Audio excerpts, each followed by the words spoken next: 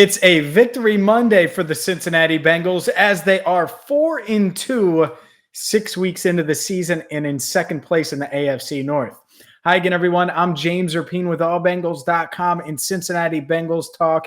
And the Bengals, well, they were back at work at Paul Brown Stadium on Monday following the big 34-11 win in Detroit. And while the defense, which is something that deserves all the praise in the world for the first 6 weeks and what they've done, while they're happy with their performance thus far, they're certainly not satisfied. So in this video, you're going to hear from Vonn Bell, you're going to hear from Zac Taylor, and we're going to start to look towards week 7, where the Bengals go to Baltimore, where we'll be, by the way, covering the game on Sunday as the Bengals look to move into first place in the AFC North if they can take down Lamar Jackson and the Baltimore Ravens. But first, let's look back just a little bit on the win on Sunday in Detroit, because one guy that deserves more praise, more run, and I didn't talk about him enough in the post-game video, mentioned him some, but Chris Evans, my man, Captain America, was balling. And it wasn't just, the 24-yard touchdown catch. It wasn't just the pass blocking.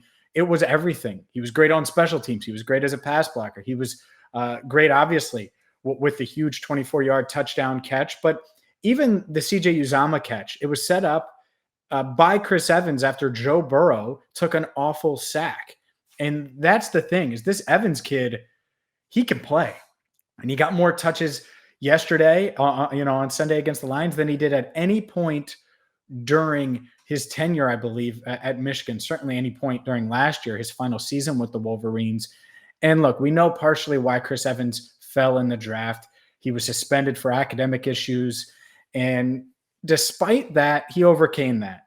And he tested really well and was dominant, at the Senior Bowl and really caught the Bengals' eyes. So I want to play you 2 clips here from Monday's news conference. The first one is Chris Evans explaining why it was so significant to have his breakout game where he had a couple big catches, obviously was huge on special teams, and made a couple big pass blocks that freed up Joe Burrow to make big plays downfield. The significance that it was and how significant it was to him to do it in Detroit at Ford Field in Michigan. And this is such a great story. There's definitely a lot of significance, because as I was thinking about it coming to the stadium in 2019, when I got suspended from the school, my youth organization, we worked the security at the front at the Lions game or at Ford Field to check people in and give people stuff at the thing. And in 2019, when the Lions played the Giants, I was there at that game doing security, because I wasn't in school, I wasn't in football, nothing. So the last time I was at that stadium, I was helping with safe security and had a polo on and stuff. And then I got to watch the game after everybody got in. So just that moment for me, just going out there, having that day, the next time that I'm at that stadium it felt good for me. When you were working security at that Lions-Giants game, were you thinking, I'm going to get out there someday as a player? Or were you thinking, this sucks. What am I doing here? What was going through your mind in that situation? I'm not going to lie, I had no idea, because the situation, I had to, in order to get to the NFL, I had to play one more year of college and then go through the process. So I was kind of I was in the moment, just watching and just I'm saying, that's my goal.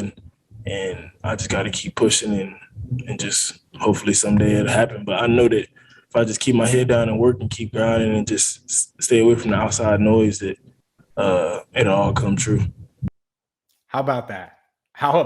That's so cool. That wasn't that long ago. This guy was in a polo and making sure, running security, checking your bags, everything like that, ahead of the Lions game against the Giants in 2019. And now he's RB2 in my eyes. I think he's jumped Samad J.P. Ryan on the depth chart. Even if the Bengals' official depth chart later this week doesn't reflect it, I certainly think he's going to get more and more touches, more and more run as he continues to play the way he's played. But let's be honest here. 6th-round rookie running back making plays like that.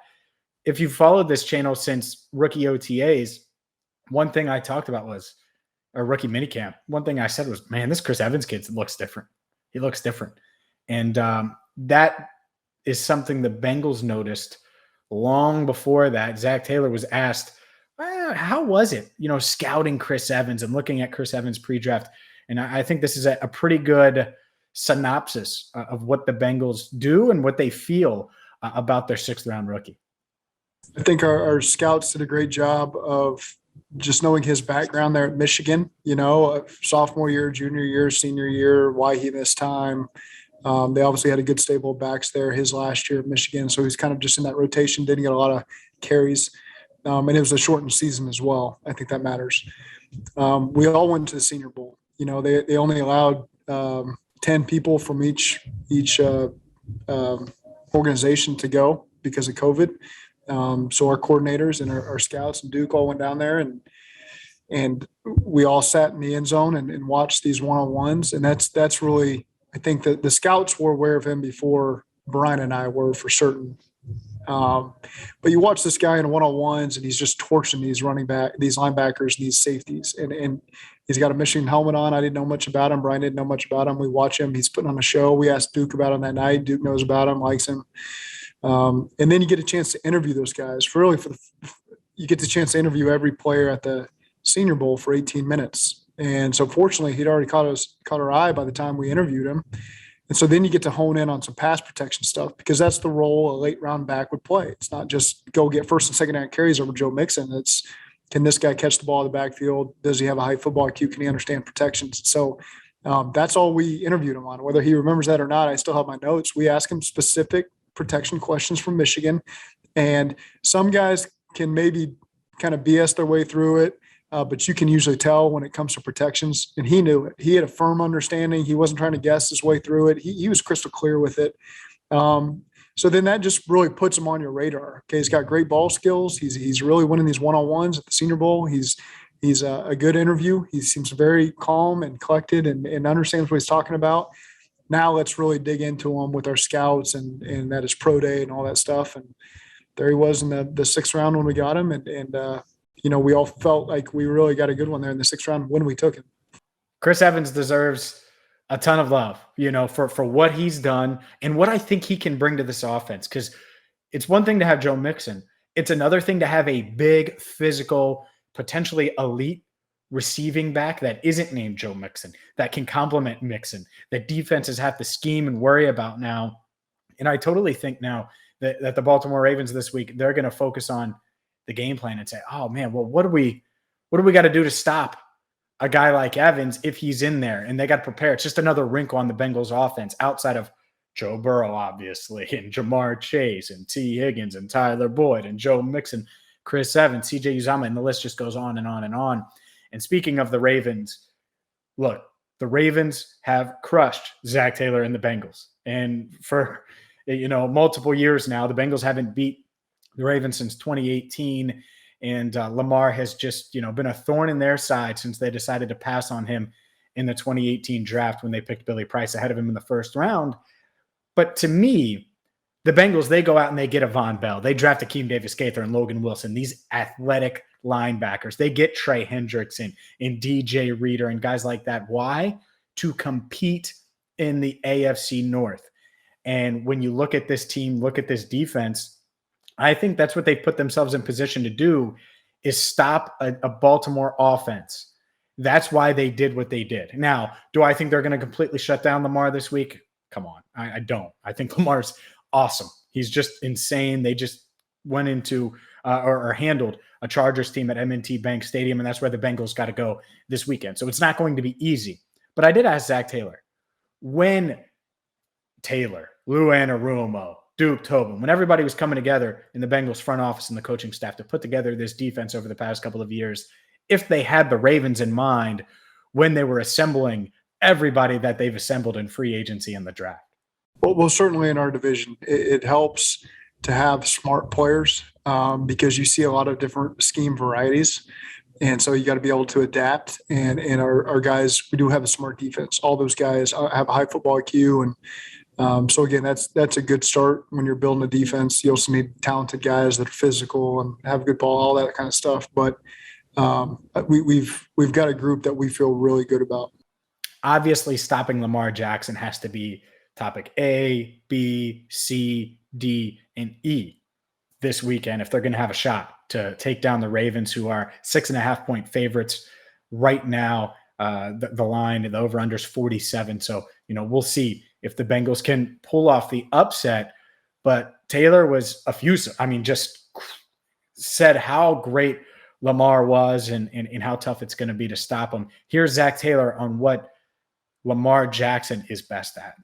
Everything. I mean, you can just write whatever you want to write because he's an elite runner. He's an elite thrower. He creates. He can throw from any body position. You think you got him down and you don't. You think you can let up in coverage because you think they got him down and you can't. He makes something out of nothing. He's got great talent around him as well. And, the guys believe in him. He believes in himself. The team believes, their coaches believe in him. Their players believe in him. Their stadium believes in him. So again, our guys have to be really, really disciplined this Sunday. Taylor entered this season with 6 wins, 6-25-1. Last year, they were 4-11-1. Well, after 6 weeks, the Bengals have equaled last year's win total.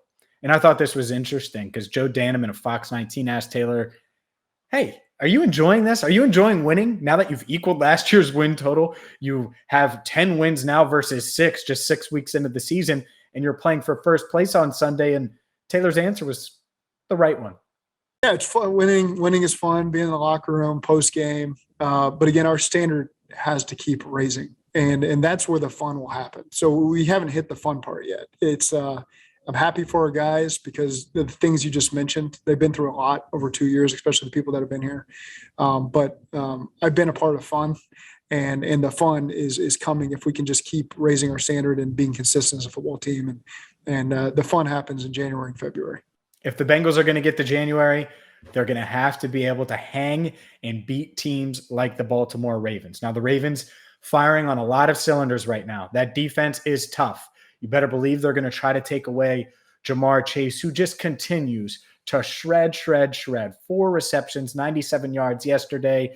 And he's a baller. That's all I could say is the dude finds a way to make plays downfield in each game this year. 6 games, has a catch of 34 yards or more in every single game. Had the 53-yarder on Sunday as well. And for the first time this season, Taylor noted, yeah, we're seeing a lot. And I mean, a lot of, differences defensively in the way they were using their safeties, trying to take away the big play. The Lions tried to limit Jamar Chase, and Burrow and Chase beat him anyway. We saw a ton of too high yesterday, a ton. And you could tell that they were hell-bent on making sure they didn't get big plays, and probably on this smaller percentage size when we got some one high on first and second down, we kind of had them in the right spot to where we were able to take advantage of some of those shots. And trust me, there was plenty of other ones that we called that they just took them away with the coverage and the ball went down. And so if you're watching on TV or whatever,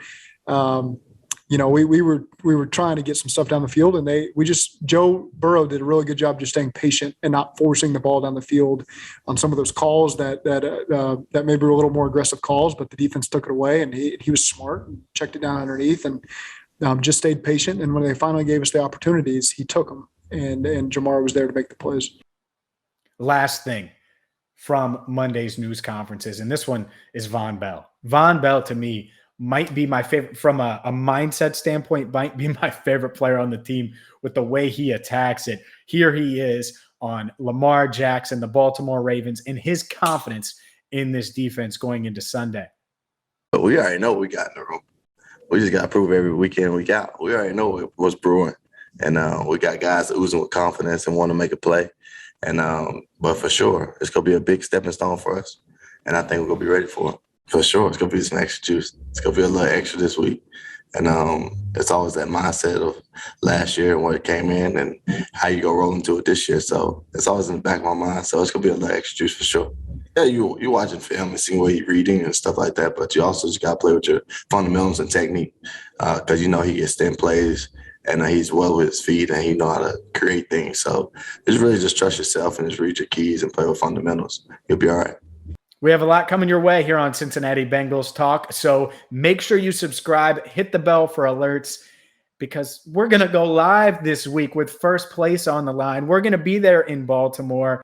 In between the videos, make sure you check out allbengals.com in the Locked On Bengals podcast, because I'm writing articles on articles on articles at allbengals.com, exclusive videos and so much more. And Locked On Bengals is the only daily podcast that covers the Bengals and the most listened to Bengals podcast. So join the movement, jump on board. Cincinnati Bengals talk, allbengals.com, Locked On Bengals. Until next time, I'm James Rapien signing off for now from Rapien Manor, where the Bengals looking to get to first place this week against the Ravens.